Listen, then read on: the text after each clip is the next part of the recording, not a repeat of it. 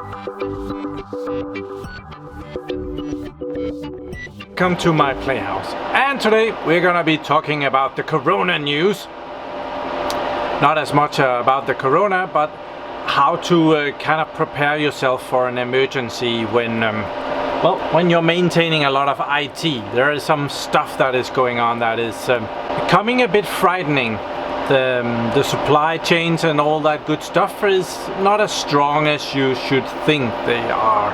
Here in Denmark, we have, the government is now telling everybody to not go anywhere, and all Danish people traveling around the world, an estimated 100,000 people has been told, come home now. Today at 12 o'clock, they are shutting down the borders. If you don't have any legitimate reason to be here, if you just want to be a tourist or want to be visiting friends, you're actually going to be turned away at the border. And that is all the borders. It's flight, ferries, cars, trains. I don't think I'm missing any. No, you can't even walk through the border. Well, maybe you can, I don't know. And all of this is to contain this situation with the coronavirus that is spreading like a wildfire. Yeah, most people don't understand why this is such a big deal. If it was only so that young men couldn't get an erection after getting this, there would be a lot more understanding.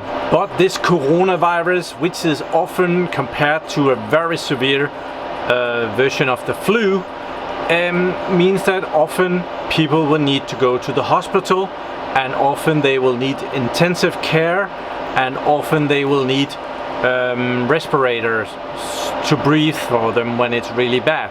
And if everybody gets infected at the same time, we'll have a big mountain of people and not enough respirators.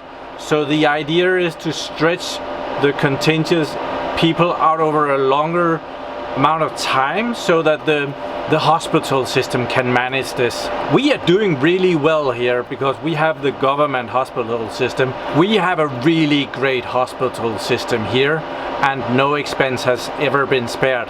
Well, people will tell you otherwise, but that's actually the truth. There's no one that is benefiting. The priority of our government has always been to get people healthy as fast as possible so that they can go back to work. And that has always been a priority. I could get a heart surgery tomorrow and it wouldn't cost me a dime. I can go to the doctor as often as I wish. It won't cost me a dime. And that actually works very well. I know that the Americans are very frightened of this because, we're gonna get such a bad health system. Well, we have a way better health system than you. We don't even have to argue about who's gonna pay the bill. Well, the government always pays the bill, so there is no argument. We don't need to lean on some insurance company, but, I'm babbling along about healthcare, ain't I? So, servers, what do? Some of these servers might break. And that's often not a big problem. You have service on servers normally. But in this situation, we may run into the situation where the service providers of good equipment can call for that this is a force majeure, earthquakes and floods and war and, big things like this. And as this is a worldwide epidemic, I'm not sure if that's the right term, and they might call that, and you might have something in your data center that is broken, and suddenly they can't get the spare parts for you. So in this situation, it's really important to not only rely on your service providers, but also have a few backups up your sleeve, so you at least know more than one place that might be able to help you with your spare parts in this difficult situation. Sometimes the price doesn't matter. If your system is urgent and it breaks down, it might cost you thousands of euros each hour to have that system down. So you just want to have that fixed as fast as possible. And in that case, you might want to pay a bit extra. I had this situation just yesterday. I am actually sent home from work. I am working from home because to kind of not spread this disease more than necessary, a lot of Danish people has been sent home and is working from home so that we don't spread it to each other and stuff. So I was sitting at home and we have a Dell Ecologic data domain 9500 at work, and it lost the power supply yesterday. Not something that happens very often, so don't have a power supply on stock. And this is not to say that Dell is not supplying service at the moment, they probably are, but our data domain ran out of service, and well, if you have anything Dell and it runs out of service after 4 years, yeah, the price will sky high, rocket up beyond where it's reasonable, and often it's cheaper to just buy a new system, which is really sucks. It takes half a year to just transfer the data for that sucker. So we bought some external service. In this case, that service is now delivered by Nordic Computer, which I have visited a few times and made videos about. So I took contact with Nordic Computers, which has a lot of nice hardware in their warehouse. So it was no problem. They shipped the power supply to me that very same day with a very good and well recognized transport company. And that arrived yesterday, 9 o'clock in the morning, at the reception, who was not at work because of the coronavirus. So the shipping company took that power supply with them and brought it back to their warehouse, and now it's sitting there and waiting for another delivery Monday morning. So even if you can get your hardware delivered, you might run into other weird problems like that one. Nordic Computer is, fortunately for us, so close that I can take my car and I can drive there in an hour and get a replacement unit. They can also come down with a replacement unit, but at this virus we are trying to condemn that. We actually picked to have it shipped so their people wouldn't have to meet with my people, and so on. What I would really suggest in a situation like this is have a few spare parts laying around. If you have a bloody big disk system with 200 4TB hard drives, have a few 4TB hard drives on the shelf for this kind of a situation. If this situation never arrives, I am sure you can find something to use those 4TB hard drives for later, I'm sure, I would guess. Same thing, if you have 100 servers of some kind, have a few extras. Most likely you don't have to buy the most expensive servers to have on cold standby.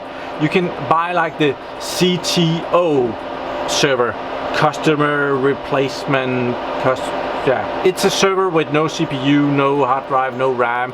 So if the motherboard or the power supply or something in the server breaks, you can take the server out, put it over into your CTO system and put that in, and you should be good to go again. There is some serial number and stuff that you have to mess with, but more or less you can get the server up and running again. Here in Denmark we have lots and lots of hardware brokers. I don't know why, but I was told that we have about 75 hardware brokers in this tiny little country. But if you're not in Denmark, I would very much recommend Bargain Hardware, where they also have a lot of good hardware sitting around that you can buy. And yeah, I have the promo code. If you at the checkout use my PlayHouse at the checkout code, you get 5% off. That's how that works. But Bargain Hardware is much like Nordic Computer, but they're better because they have a website that you can actually look at. But with Nordic Computer you will have to call them. They don't have the same awesome website where you can browse around and see what products they have. I of course also have my own little shop, but I'll link that in the description below. It probably doesn't matter. So yeah, okay, I'm back. Well, this is kind of a historic moment. In my lifetime the borders has never been closed out of the country, so now they're kind of closed. If you're not Danish citizen and you don't have anything meaningful to do here, if you're just gonna go shopping, well, they're closed. So I had to go and see that at TV, and they have been covering that for 2 hours now, so interesting. But on the hardware I can see that the borders are only closed for people, so goods can go in and out, and they showed how the trucks are actually just let through in both directions. So it might not be as bad, but that might be the next thing to go. If this doesn't slow the virus down quick enough, then well, other drastic measures might have to be taken. And maybe suddenly the transport companies are also not allowed to go around and delivering packages. Big danger there.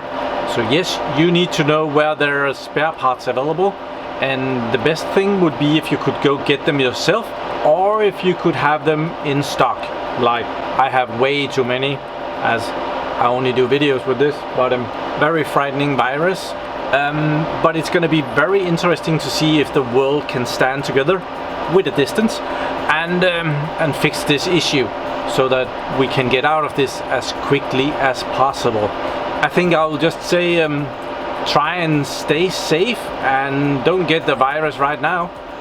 Many of us will get the virus at some point in time, but it's just important that we don't get it all at once, so that the healthcare system will be able to take care of us. There is only a specific number of respirators in the hospitals, and so if all the respirators are in use, well, you will put some people in the hospital system in a very bad situation of having to choose.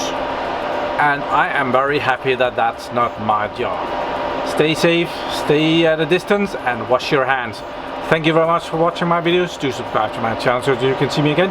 And have a really nice day, even though it's a weird day.